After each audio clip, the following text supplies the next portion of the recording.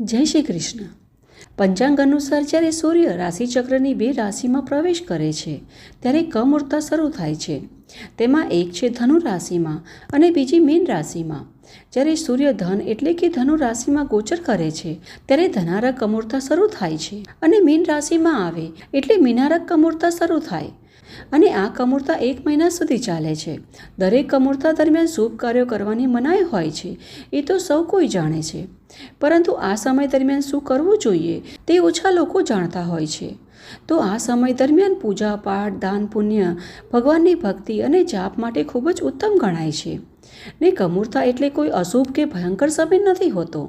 જ્યોતિષશાસ્ત્રો પ્રમાણે કુલ 12 રાશિઓ હોય છે અને વર્ષના 12 મહિનાઓ, જેમાં સૂર્યનારાયણ ભગવાન એક મહિનામાં એક રાશિમાં પ્રવેશ કરતા જાય છે અને આ પ્રમાણે વર્ષ પૂરું થાય અને જ્યારે સૂર્યનારાયણ પોતાના ગુરુની ધનુ અને મીન રાશિમાં પ્રવેશ કરે ત્યારે કમૂર્તા બેસે। તેથી જ આ સમય વ્યક્તિના આધ્યાત્મિક જીવન માટે ખૂબ જ શ્રેષ્ઠ ગણાય છે। આ સમય એટલા માટે હોય છે કે વર્ષ દરમિયાન અમુક દિવસો માટે લોકો સાંસારિક ભોગનો મોહ છોડી ભગવાનની ભક્તિ કરે।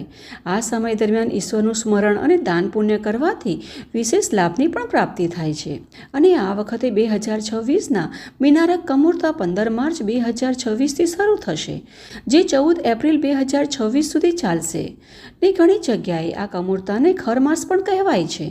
જ્યારે મીન રાશિમાં સૂર્યનો પ્રવેશ થાય છે ત્યારે આ કમૂર્તા શરૂ થાય છે। જ્યારે સૂર્ય મેષ રાશિમાં પ્રવેશ કરે છે ત્યારે આ ખરમાસ પૂર્ણ થઈ જાય છે। ખરમાસ એક એવો સમય હોય છે જ્યારે વ્યક્તિએ સાંસારિક અને ભૌતિક કાર્યોમાંથી વિરામ લઈ ભક્તિ, જપ, તપ અને પુણ્ય કાર્ય કરવા જોઈએ। ધાર્મિક માન્યતાઓ અનુસાર ખરમાસમાં કરાયેલા કાર્યોનું અનેક ગણું ફળ મળે છે। તો ખરમાસમાં કેટલાક કાર્યો કરવાથી બચવું પણ જોઈએ, જેમ કે લગ્ન, સગાઈ, ગૃહપ્રવેશ, મુંડન વગેરે।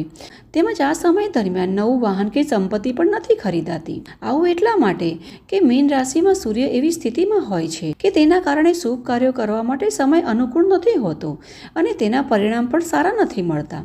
આ સમય દરમિયાન આપણો બને તેટલો સમય ભગવાનની કથા, કીર્તન, જપ, તપમાં વિતાવવું જોઈએ। તો કેવી લાગી આ તમને માહિતી? જો તમને આ માહિતી થોડી પણ ઉપયોગી લાગે તો લાઈક કરજો અને તમારા મિત્ર અને પરિવારમાં પણ શેર કરજો। સાથે જો તમે આ ચેનલ પર પહેલી વાર આવ્યા છો તો ચેનલને સબસ્ક્રાઈબ કરવાનું ના ભૂલશો। જય શ્રી કૃષ્ણ।